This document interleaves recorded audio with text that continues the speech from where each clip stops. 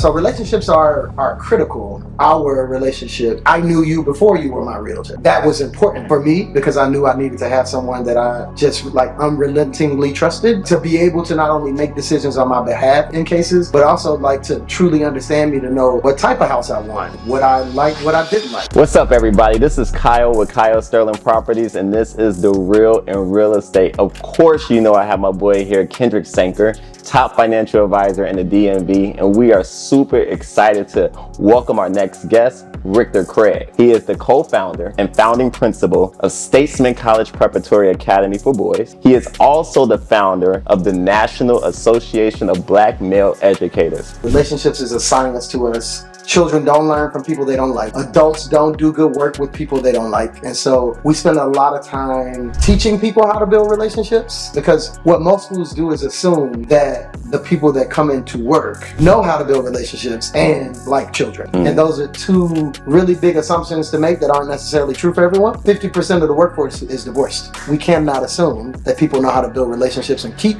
relationships. And so we teach folks how to build them, how to maintain them, and how to leverage them, and what to do in times when it gets really, really hard. You all may have a ton of questions about real estate and what's going on in the market, but I want to catch up with my boy Kendrick. Kendrick, tell us something new. What's going on with you, man? Man, life is good. We're growing really fast. Okay. Looking for a lot of new up and coming rock stars that are really good at what they do in their careers to work with, and family's doing well. Okay. So, if you're looking for a job in financial advising, we need to hit you up. Absolutely. Okay. What's been new with me? Something new that's been going on is with the market is it's starting to pick up. I've been seeing definitely a shift since like October, and probably because folks wanted to buy houses before the end of the year, and they're like YOLO, despite what the propaganda of the media is saying about the housing market. And so that's something that we've been seeing is definitely an uptick. So I've been showing houses. I think last week we showed about I personally showed about 32 houses. So it was a busy week. And so now we're going to turn it over to Rictor. What's new with you? Tell us something that's going on with you right now. Oh my goodness! I think there's so many new things that we've had. We've had a wonderful start to the new school year. Okay. Probably the best start to a school year that we've had. Our boys are locked in. Our adults are locked in. Okay. We just received new grant funding for my nonprofit, the National Association of Black Male Educators, to continue the work that we're doing around creating more Black male leaders in schools, so that we can keep our Black boys in schools as well. Daughter is thriving, and then I have this beautiful new house that I'm living in as well. So let's go into the school aspect first. So if you didn't catch in the intro, Rictor founded his own College Preparatory Academy for young men. It's a charter school in Southeast DC. Southeast. And so I want you to just tell us more about why you chose that location. Why did you want to make it an all-boys school? I think you started, third grade? Or fourth grade. Fourth grade. Yes. And so what made you start the elementary school? Because when I went to school, we started at kindergarten. Yeah. And so now we're starting at fourth grade. And so, like, what made you make those decisions when creating your school? That's a really, really good question that we're often asked a lot. So Statesman Academy for Boys was started and specifically designed for boys of color. Okay. We know to be true nationally that boys of color are at the bottom of any type of, when you're talking about the proficiency of kids and the success of children in public schools, boys of color always fare the worst, no matter what type of school they're in.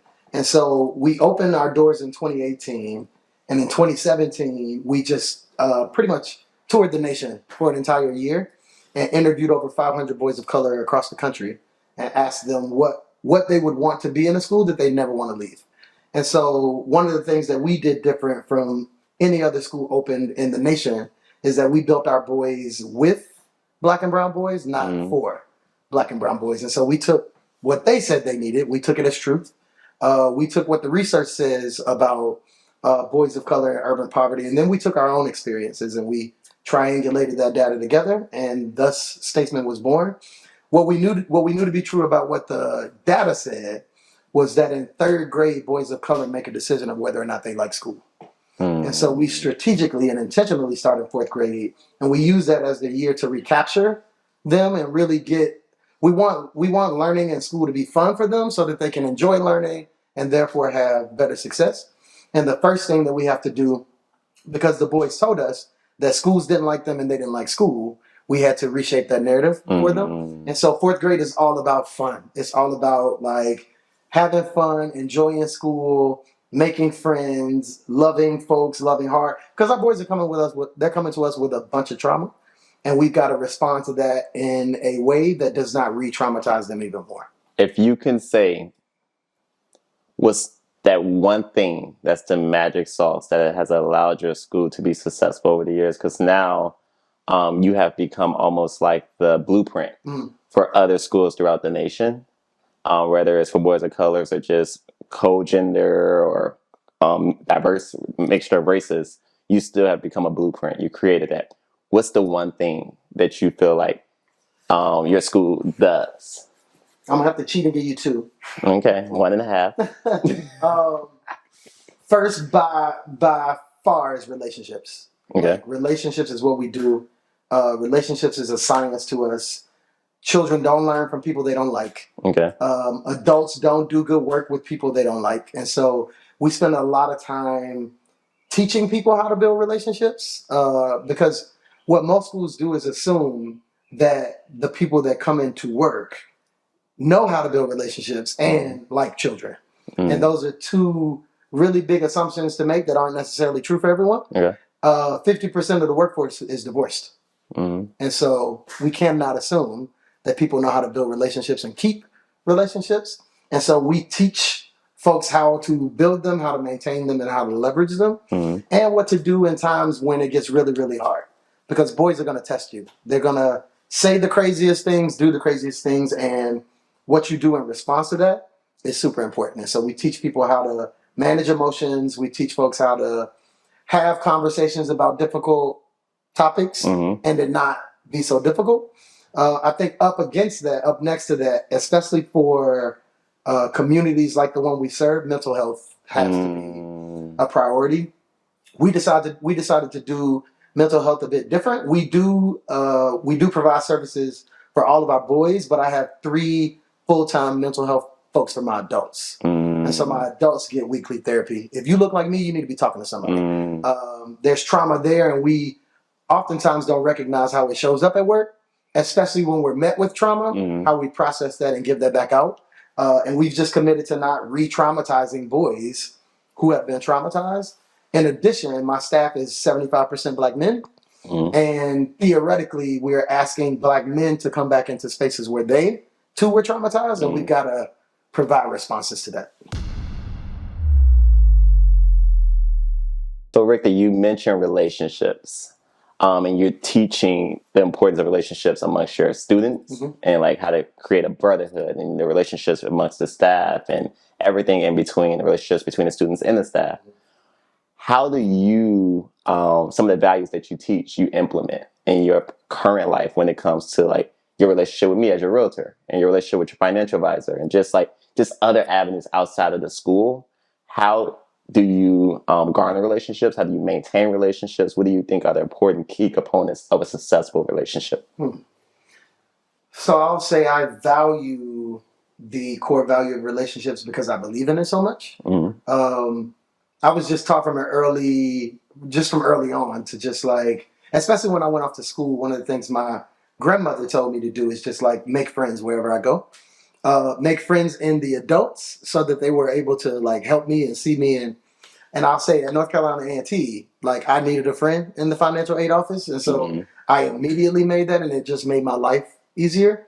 What I have found in the relationships that I've built, I've always been able to leverage them in some way, shape, or form to either do something that I need or get something that I might need for my boys, the nonprofit, the school. So relationships are critical. Like even with our relationship, like I knew you before you were my realtor. And so that was important for me because I knew I needed to have someone that I just like unrelentingly trusted to to be able to not only make decisions on my behalf in cases, but also like to truly understand me, to know what type of house I want, what I liked, what I didn't like.